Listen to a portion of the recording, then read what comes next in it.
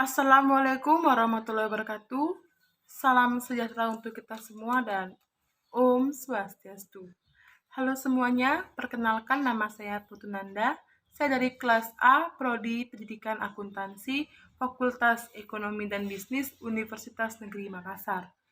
Pada kesempatan kali ini, saya akan membawakan beberapa soal beserta jawaban yang terkait dengan materi konsep dasar ilmu ekonomi, guna pemenuhan tugas UTS pada mata kuliah pengantar ilmu ekonomi. Adapun soal-soal akan saya bahas yaitu berjumlah 6 soal. Nah, untuk soal yang pertama itu berbunyi, apa saja yang menjadi konsep dasar ilmu ekonomi? Nah, yang menjadi konsep dasar ilmu ekonomi yaitu ada kegiatan ekonomi, prinsip dan motif ekonomi, tindakan ekonomi, serta metodologi ilmu ekonomi. Nah, untuk soal yang kedua berbunyi, apa saja yang Anda ketahui tentang konsep ilmu ekonomi? Nah, yang saya ketahui tentang konsep ilmu ekonomi adalah di mana dalam konsep ilmu ekonomi ada namanya kegiatan ekonomi, seperti kegiatan produksi yang dilakukan oleh produsen, kegiatan distribusi yang dilakukan oleh distributor, serta kegiatan konsumsi atau yang dilakukan oleh konsumen. Dan prinsip ekonomi yaitu orang akan berusaha mencapai hasil sebesar-besarnya dengan pengorbanan sekecil mungkin. Ada juga motif ekonomi, seperti motif untuk terlihat kaya, motif untuk bertahan hidup, dan motif untuk menaikkan harga diri di mata masyarakat. Serta, dalam konsep ilmu ekonomi, ada juga tindakan ekonomi, seperti seorang ibu rumah tangga yang lebih memilih membeli kebutuhan pokok pada agen resmi atau produsen resmi daripada membeli di pasar modern ataupun pasar tradisional, guna menekan pengeluaran rumah tangga ibu tersebut. Jadi, yang saya bisa tangkap dari mengenai konsep ilmu ekonomi adalah bagaimana cara kita sebagai individu atau perkelompok perorangan untuk mengatasi kelangkaan sumber daya saat manusia memenuhi kebutuhan hidupnya, baik dari sandang, pangan, papan, dan semua kebutuhan hidup lainnya.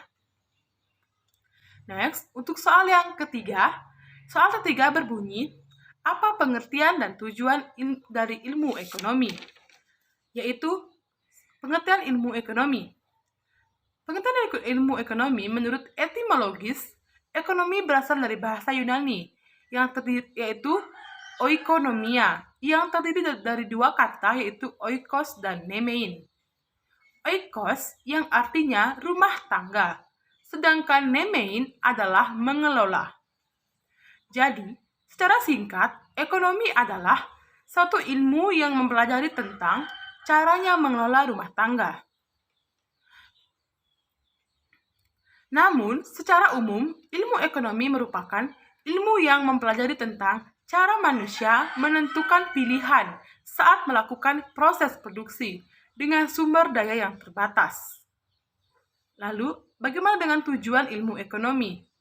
Tujuan ilmu ekonomi dapat kita ketahui dari definisinya. Dari definisi yaitu, tujuan ilmu ekonomi adalah mengelola sumber daya yang terbatas dengan cara yang efisien.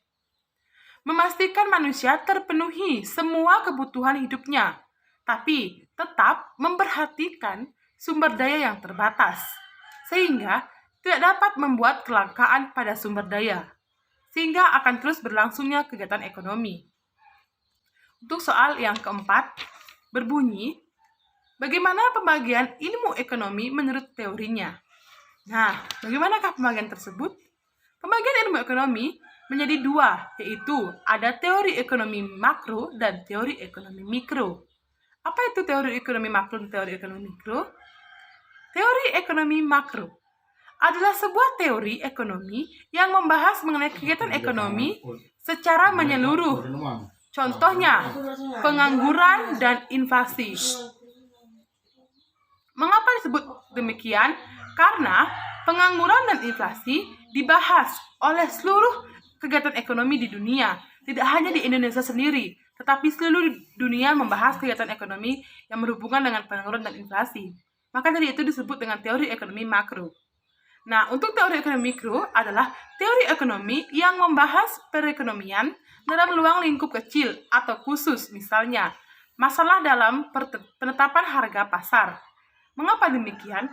Karena penetapan harga pasar akan hanya dilakukan di daerah pasar tersebut atau di lingkungan pasar tersebut dan pada saat itu pula. Jadi, tidak akan berpengaruh terhadap pasar-pasar lainnya. Sehingga disebut dengan teori ekonomi makro atau mikro yang digunakan pada tempat atau wilayah tertentu. Next, untuk soal nomor 5. Nah, soal nomor 5 berbunyi seperti ini. Menurut Anda, jika harga kebutuhan pokok pada saat menjelang lebaran naik, apakah bisa dikatakan langka? Nah, sebelum saya menjawabnya, apa sih pengertian dari langka?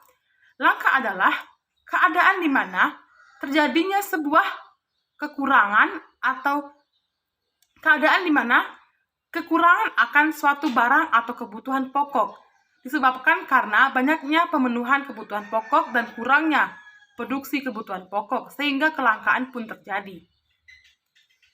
Nah, jika harga kebutuhan pokok yang naik saat menjelang lebaran bisa dikatakan langka, tentu bisa.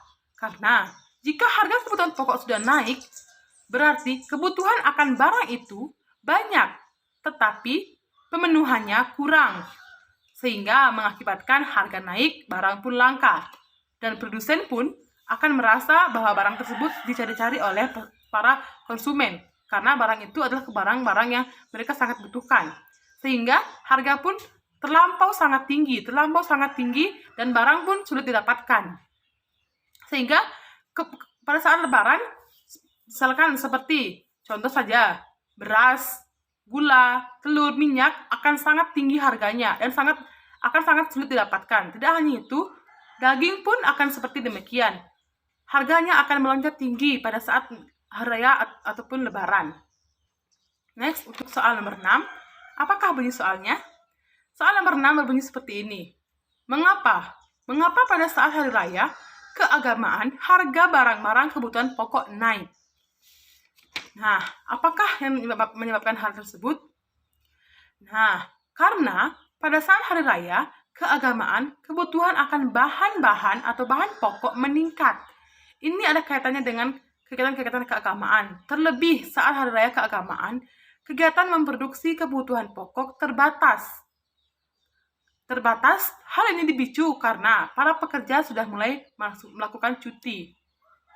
Dan hari raya keagamaan pun mereka ikut bergabung di sana, sehingga kegiatan produksi akan sangat sedikit terjadi pada saat hari raya keagamaan. Tetapi permintaan tidak bisa ditutupi bahwa permintaan akan sangat banyak karena konsumsinya akan banyak. Orang-orang yang membutuhkan bahan pokok banyak, tetapi produksinya saat hari raya keagamaan sangat sedikit karena berbagai faktor. Para pekerja yang cuti, pemenuhan akan kebutuhan pokok pun menjadi langka. Karena demikian, hari raya keagamaan atau hari-hari besar itu akan mempengaruhi hal tersebut. Meningkatnya kebutuhan pokok, tetapi proses produksi yang kurang akan membuat kebutuhan pokok menjadi langka, harga pun akan naik, dan terlampau sangat tinggi. Contohnya saja, kebutuhan pokok saat hari raya keagamaan agama Hindu contohnya. Banyak kebutuhan pokok yang akan terlampau tinggi. Kebutuhan pokok yang umum seperti bahan-bahan sajen akan sangat terlampau tinggi pada saat menjelang hari raya.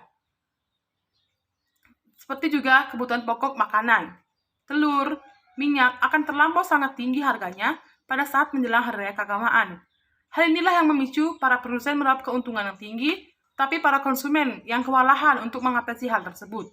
Nah, kesimpulan saya pada kesempatan kali ini adalah kegiatan ekonomi merupakan kegiatan yang berlangsung terus-menerus, yang disertai dengan produksi, konsumsi, dan distribusi. Hal ini tidak bisa dipungkiri dari masyarakat sekarang, karena masyarakat sekarang cenderung memerlukan hal tersebut. Sehingga dalam konsep ini kita mengambil kesimpulan bahwa kegiatan ekonomi adalah kegiatan yang berlangsung terus-menerus dan akan tidak ada habis-habisnya.